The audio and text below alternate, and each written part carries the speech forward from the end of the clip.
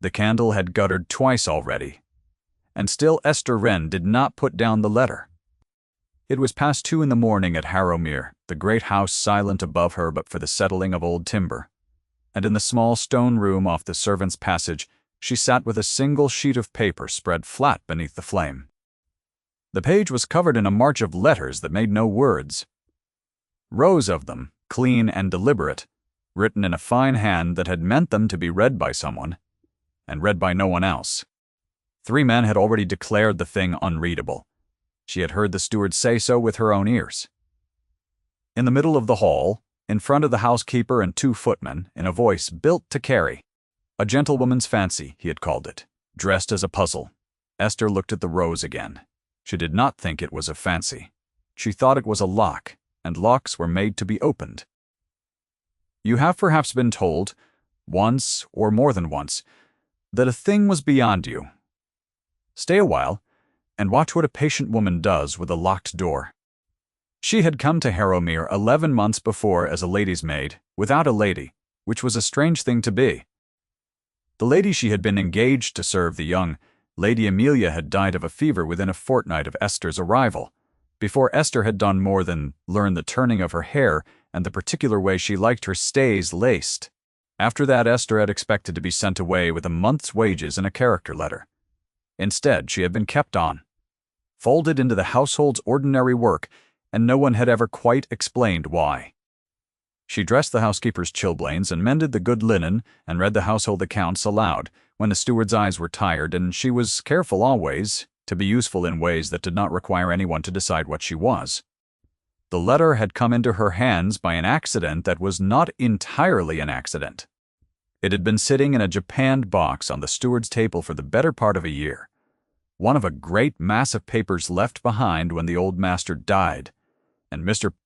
Coombe the steward had been ordered by the new master to sort the estate's correspondence and burn what was worthless. Esther, carrying up a tray, had seen him hold this one sheet to the window, frown, and set it in the pile marked for the fire. She had asked quietly whether she might see it before it burned. He had laughed and told her she was welcome to try her wit against it, since 3 educated men had failed and it would keep her from mischief. He had not thought she would take the offer. She had taken it that same night. Now, 4 nights on the candle guttering, she believed she had found the first thread. The letter was not written in a secret alphabet.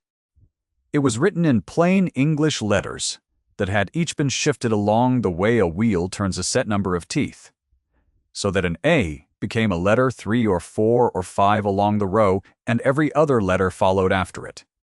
She had learned the trick of such things as a girl from her father, who had been a schoolmaster in a market town in Kent, and who had loved any puzzle that could be done with a pencil in an evening. He had taught her Latin, she was not supposed to want, and mathematics, she was certainly not supposed to want. And he had died when she was 19, and left her nothing but the education which the world had told her plainly. She had gone into service because a woman must live. She remembered the winter evenings in the low schoolhouse room in Kent, the tallow candle and the single good chair given to her because she was the pupil that night, and not the daughter, and her father, setting a row of shifted letters before her on the slate, and saying, "Work, Esther. It will not open itself." She remembered the particular smell of the chalk and the way his voice dropped when a thing began to yield, as though the puzzle were a shy creature that must not be startled. He had never once told her that a woman had no use for such work. He had told her that a trained mind was the one possession no creditor could seize and no fever could take, which had turned out in the event to be not quite the whole truth, for the fever had taken him and the creditors had taken nearly everything else, and the trained mind had gone into a great house to lace another woman's stays. But her father's hand was still in her own hand, and her father's patience was still in her chest, and she bent to the letter as though he were sitting across the small table, watching her work, one finger tapping the slate, saying again, "Count it again. You have hurried." The trouble was that the shift was not steady. She had counted 3 letters along for the first several words, and got clean English out of them, and then the English had collapsed into nonsense again, as though the wheel had jumped its teeth. She sat back. She thought of her father, saying that a lock which resists you is not refusing you. It is telling you something about its shape. If the shift changed partway down the page, then something on the page told the reader when to change it. She looked for a mark, a stray number, a letter out of place. Near the middle of the second line, she found a single capital letter standing where no capital should stand. She almost wept. It was not an error. It was a signpost. The next morning she carried the steward's breakfast to the small office and set it down, and said nothing about the letter, because a woman who has found a signpost is not announced before she has followed the road. Mr. Fodder, Coombe was a heavy, decent, unimaginative man of perhaps 50, who had run Harrowmere's ledgers for 30 years, and believed, with the whole force of his experience, that things were what they appeared to be. He asked her, with the ghost of a smile, whether she had solved his impossible letter, yet Esther said she was still trying. That word, impossible, was one she was coming to know well. She had heard it from him 3 times now about that page, and each time it had settled a little more firmly over her, like a lid. The new master of Harrowmere was called Julian Lord Ashcombe, and Esther had spoken to him exactly 4 times in 11 months, each time to answer a question, and then to leave the room. He was a man in his middle 30s, tall, with a stillness about him, that the servants read as coldness, and that Esther, who watched faces for a living, had begun to read as something else. He had inherited the estate from a cousin he had scarcely known, the old master who had died, and he moved through the house like a man walking through rooms that belonged to a stranger, which they did. He did not entertain. He did not ride out with the neighboring gentry. He worked and he walked the grounds alone, and once, passing the library door, Esther had seen him standing before a portrait of a young woman with his own dark coloring, standing quite motionless, one hand at the breast of his coat as though holding something there. She had gone on without stopping. It was not her business what a lord held against his heart. By the 4th night of work, the letter had begun to open under her hands like a door swelling free of its frame. The signposts were letters written as capitals, and at each capital the wheel turned to a new shift, and the number of the new shift was hidden in the capital itself, its place in the alphabet giving the count. It was ingenious. It was the work of a mind that wanted to be understood only by another mind willing to sit up past 2 in the morning and refuse to be told a thing was impossible. Word by word, the English rose off the page. Esther copied it out in her own careful hand on a second sheet, and as the sense of it gathered, her copying hand slowed, and then it stopped, because the letter was not a puzzle at all. It was a confession, and it was about a death. Here I must ask you to hold your breath a moment, the way she held hers. The letter was written by the old master of Harrowmere, and it named the thing he had done, and it named the man he had done it to. And it had been meant, one day, for the eyes of his heir. She did not finish it that night. She could not. She sat with a half-copied confession under her hand, and her heart going hard in her throat, and she understood, in the plain way one understands a change in the weather, that she was now holding something far heavier than a servant should hold. The letter said that the old master had, years before, ruined a man in business through a lie sworn on paper, a man who had trusted him, and that the ruined man had died poor and disgraced, and that the old master had never made it right, and could not now make it right, and wished his heir to find the man's family and restore to them what had been taken. The ruined man had a name. Esther read the name 3 times to be certain. It was a name she had heard in the house, spoken low, more than once. It was the family name of the young woman in the library portrait. It was, she understood, with a cold turn of her stomach, connected somehow to Lord Ashcombe himself. She spent the following day in a distraction so complete that the housekeeper asked whether she was sickening for something. Esther said she had slept badly, which was true. All through the pressing of collars and the counting of candle ends, she turned the question over. She could burn the copy and forget the letter, and let Mr. Coombe consign the original to the fire he had already chosen for it. And no one would ever know she had opened the lock. That would be the safe thing, the small thing, the thing a woman in her place was expected to choose.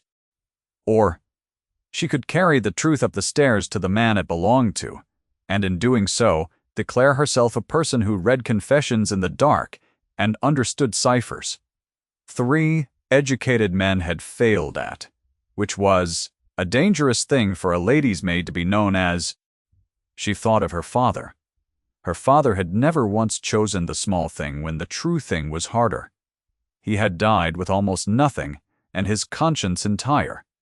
She had loved him for it, and had been left hungry by it, and she stood in the linen room with the warm iron in her hand, and understood that she was about to make his choice, and not the safe one. It was Lord Ashcombe himself who forced the moment, though he did not know it. That evening he came down to the steward's office unannounced, as he sometimes did, to look over the accounts, and he asked Mr. Coombe whether the old correspondence had been sorted and burned as he had directed. Esther was in the passage with a tray. Esther. She heard the steward say that it was nearly done, that only a few oddments remained, including a page of gibberish some clever person had once scribbled to look like a cipher, and that no one could read because there was nothing in it to read. She heard him call it impossible for the 3rd time, and this time the word did not settle over her like a lid. This time, it lifted her hand to the office door. She knocked, and went in before her courage could reconsider. Both men looked up.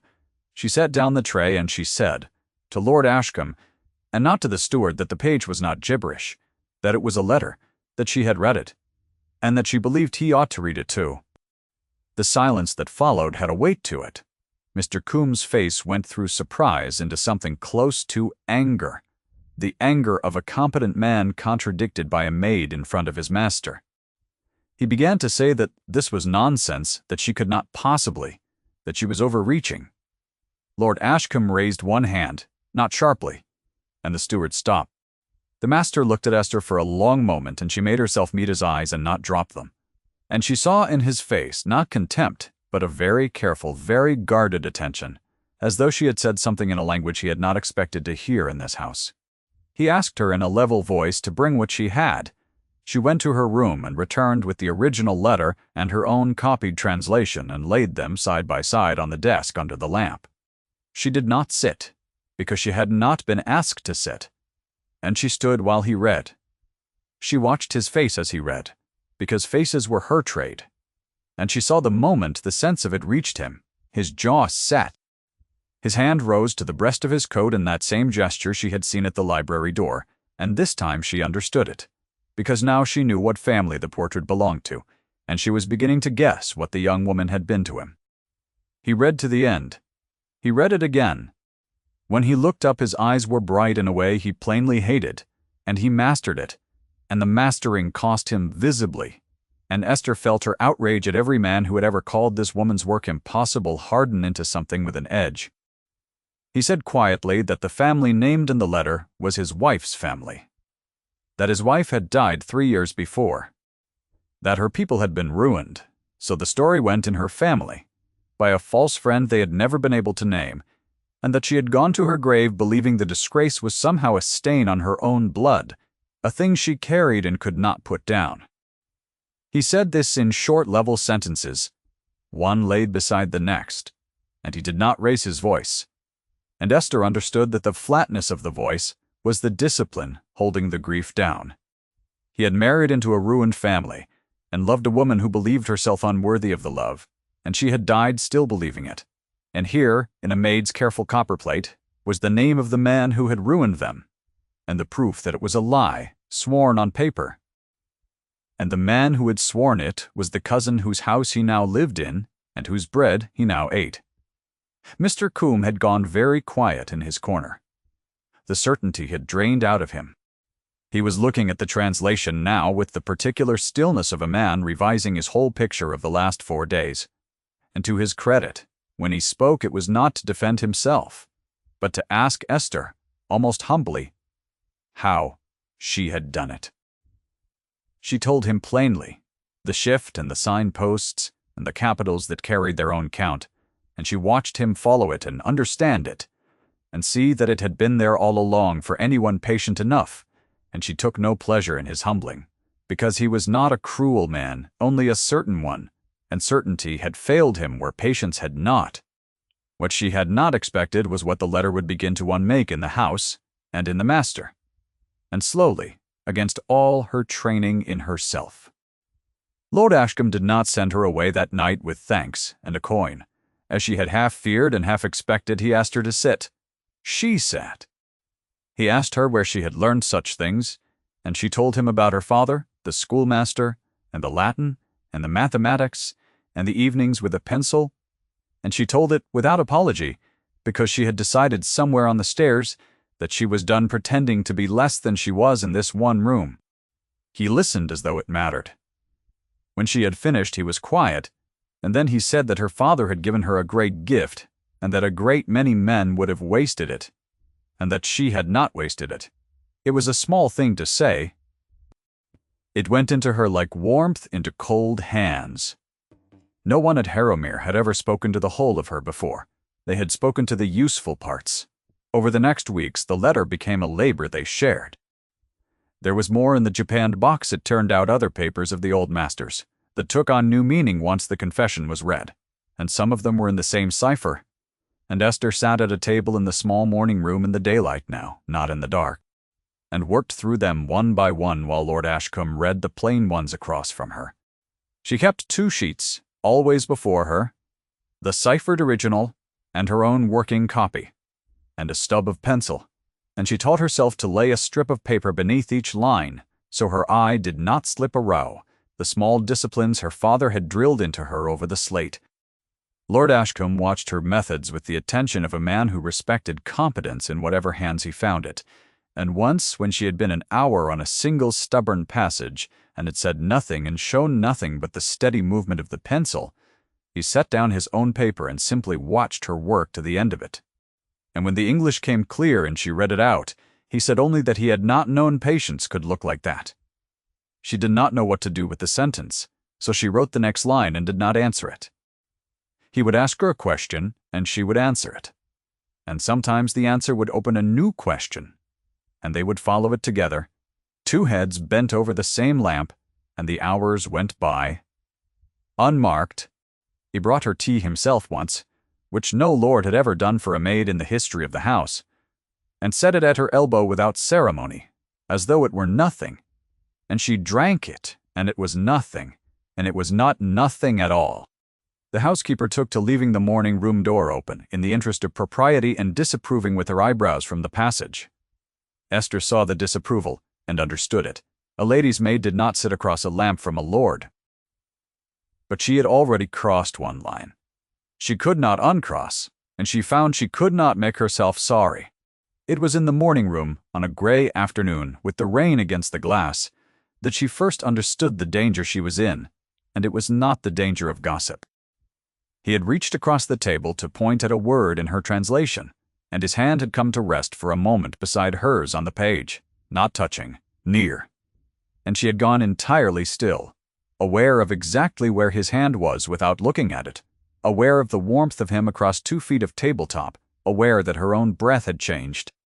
She kept her eyes on the page. She read the word aloud in a voice she kept level by main force.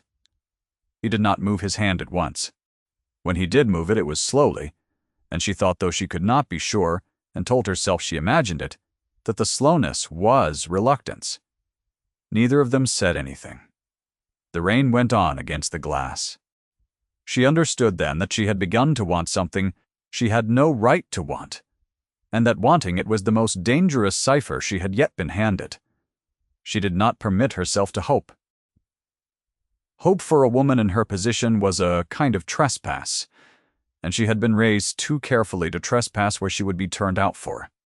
She told herself the warmth in the morning room was the warmth of shared work, that his kindness was the kindness of a fair man to a servant who had done him a service, that the reluctance of his hand was her own invention. She told herself these things while she laced the housekeeper's stays and mended the linen, and she believed them in the daytime, and at night sometimes, working alone by a fresh candle, she did not believe them at all. Into this careful quiet came Lady Ashcombe, the old master's widow, the dowager, who had been away visiting relatives in the north and returned to Harrowmere expecting to find it exactly as she had left it. She was a handsome, upright woman of 60, with a fan she held always at a particular measured height, and a manner of adjusting her greeting by half a degree once she had recalculated your rank. She had been mistress of Harrowmere for 40 years, and had not reconciled herself to being its dowager. And she took one look at the arrangement of the morning room, the maid at the lord's table, the shared lamp, the open papers, and she understood it at once, and wrongly. To Lady Ashcombe, the whole thing had a name, and the name was a scheming girl above her station making herself agreeable to a grieving man to better her circumstances. She said as much to the housekeeper within a day of her return in a voice pitched to be repeated, and it was repeated, and it came to Esther as such things always come, through a kind face trying to be kind. A clever nobody, Lady Ashcombe had called her. That was the label, and it fastened on to Esther in the servants' hall the way such labels do. And she wore it through the corridors and did not defend herself, because there was no defense that did not sound like exactly what she was accused of. She thought then that the safest course was to withdraw. She began to find reasons to work the ciphers alone, to leave the morning room before Lord Ashcombe came down, to answer his questions in the passage, and not across a lamp. Muck? He noticed. Of course he noticed. He watched her nearly as closely as she watched him, though she did not yet let herself know that. He asked her once plainly why she no longer sat to the work, and she said that she thought it best, and he looked at her for a moment and did not press her. And the not pressing was its own small grief. She told herself she had done the sensible thing. The house grew colder around her by a degree she could not have named. Lady Ashcombe was not content to let the matter cool. A clever nobody left alone might fade, but she might also entrench, and the dowager had not held Harrowmere for 40 years by trusting a thing to fade. She proposed over dinner one evening, in front of Lord Ashcombe and 2 neighboring families she had invited for the purpose, that the household had grown lax in the master's mourning, that standards had slipped, and that it would be well to bring in a proper steward's clerk from London to sort the estate papers, since the current arrangement, she said with her fan at its height, had become irregular. She did not look at Esther when she said it. She did not need to. Everyone at the table understood who the irregular arrangement was, and the neighboring ladies exchanged the particular glance that women exchange when they are being invited to disapprove of another woman and are pleased to accept the invitation. Esther heard of it from the footman, who had waited at table. She stood in the cold scullery passage and understood that the dowager meant to remove her from the work, and then from the house, and that she meant to do it in a way that would look like the restoration of good order, and that against 40 years of being mistress of Harrowmere, a lady's maid had no lever at all. She had a truth in her copperplate that could unmake the dowager's dead husband, but she could not use it, because to wield the confession as a weapon would prove her exactly the scheming creature she was accused of being. And she would not do that, not because it was unwise, though it was, but because her father would not have done it, and she was her father's daughter. So she folded the copy of the confession into her small box of possessions, and resolved to leave Harrowmere before she was put out of it, on her own feet, with her character intact, having taken nothing and used nothing. That resolve held for exactly as long as it took her to reach the dark moment which came, as such things do, in the one place she had felt least like a servant. It was near midnight, and she had gone to the morning room to fetch the last of the ciphered papers, meaning to leave them squared and complete for whoever came after her, and Lady Ashcombe was there, waiting, because the dowager had guessed she would come. The old woman was seated very upright, with her fan closed in her lap, and she did not raise her voice, and what she said was worse for being quiet. She told Esther that she saw exactly what she was, that a girl with a little learning and no family and no fortune had fixed upon a grieving lord as her road out of service, and that it was an old story and a low one. She said that Esther would be gone within the week, with a character good enough to get her placed elsewhere, provided she went quietly and made no appeal to the master, and that if she did appeal, the character would be less good. And a maid without a character was a maid without bread. She said the word impossible then, though not about the letter. She said it would be impossible for a person of Esther's station to imagine that anything else had been possible here. And Esther, standing in the cold room with the papers in her arms, felt the whole careful structure of the past weeks come down around her.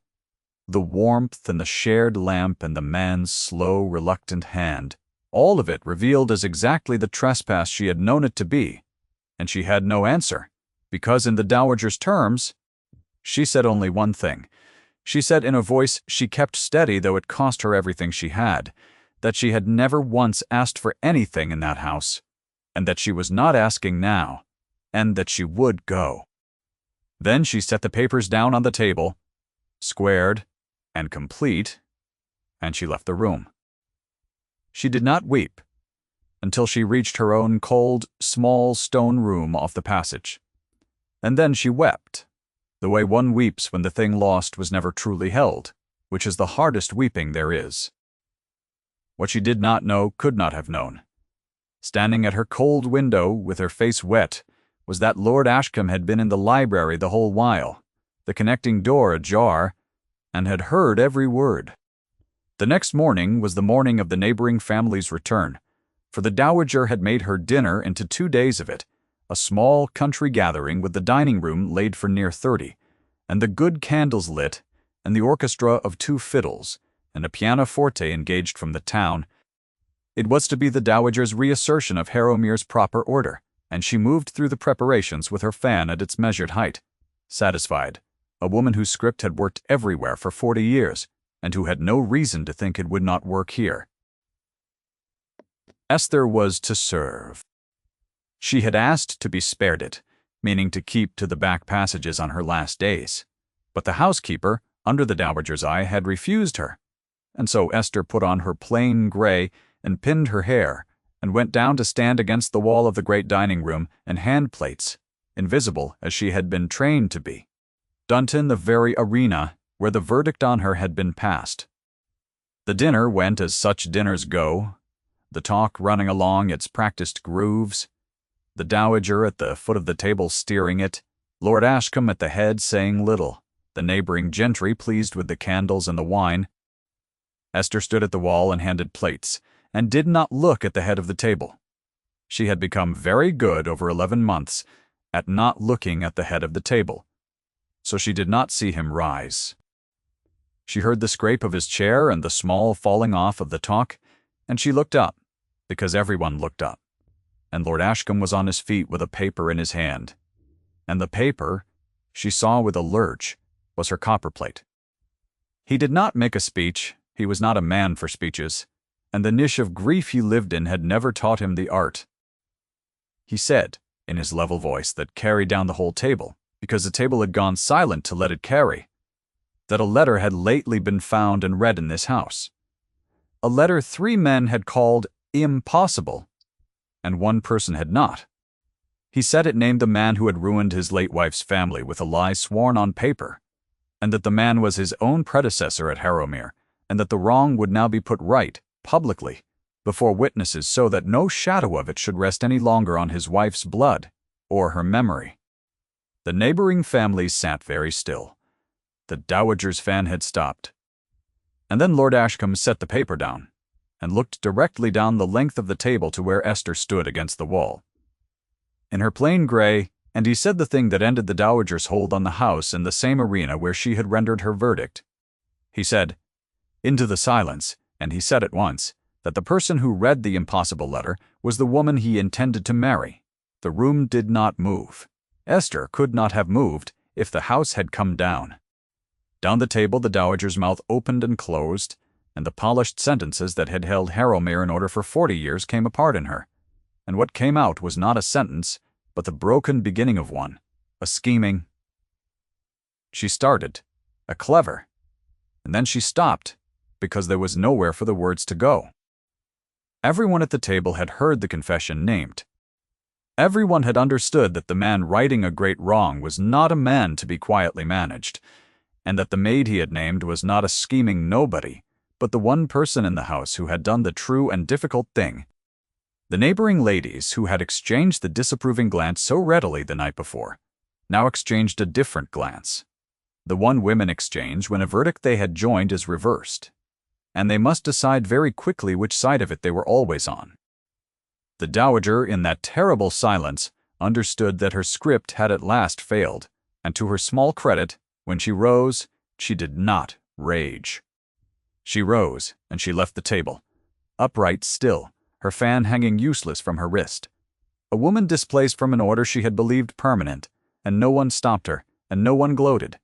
And the pianoforte, which had been left mid-phrase when the master rose, stood silent with the sheet still open on its stand.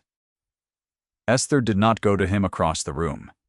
She could not have crossed that watching floor if her life had hung on it. It was he who crossed to her the length of the great dining room, past the still guests and the stopped fiddles, and he stopped before her, and for the first time in 11 months he was near enough that she could not look at him. He said her name. He said it as Esther, not as any title of service. And it was the first time he had spoken her given name, and it landed in her like a key turning at last in a lock that had waited its whole life to be opened. He asked her quietly, so that only she could hear it, though the whole room strained to, whether she would have him, knowing what she now knew of his grief, and his house, and his dead. And Esther, who had trained herself for 11 months to want nothing, and to ask for nothing, and to expect only to endure, found that the trespass she had forbidden herself had become in one impossible sentence a thing she was permitted to hold. She did not answer at once. She looked at him, at the guarded face she had learned to read, at the hand that had risen again to the breast of his coat where she now understood. He had carried a small, worn portrait of his wife all this while, not as a wall against the living, but as a debt he had at last been given the means to pay. And she understood that he was not asking her to stand in a dead woman's place. He was asking her to stand in her own. She said yes. She said it plainly in her own voice, the way she had translated the letter, one true word, set down where it belonged. They were married in the small stone church at the edge of the Harrowmere grounds in the last week of autumn, without a great gathering, because neither of them had any taste for a great gathering. The wrong named in the letter was put right that same season. Lord Ashcombe found the ruined family's surviving heirs, 2 sisters living in reduced circumstances in a northern town, keeping a small school between them much as Esther's own father had kept his, and he restored to them by settled deed the fortune and the name that had been taken. The elder sister wrote back a letter that Esther read aloud by the fire, a letter that thanked them not for the money, though the money would change their lives, but for the naming of the lie, for the fact that someone had at last written it down that their father had been an honest man, wronged and not a fool who had failed.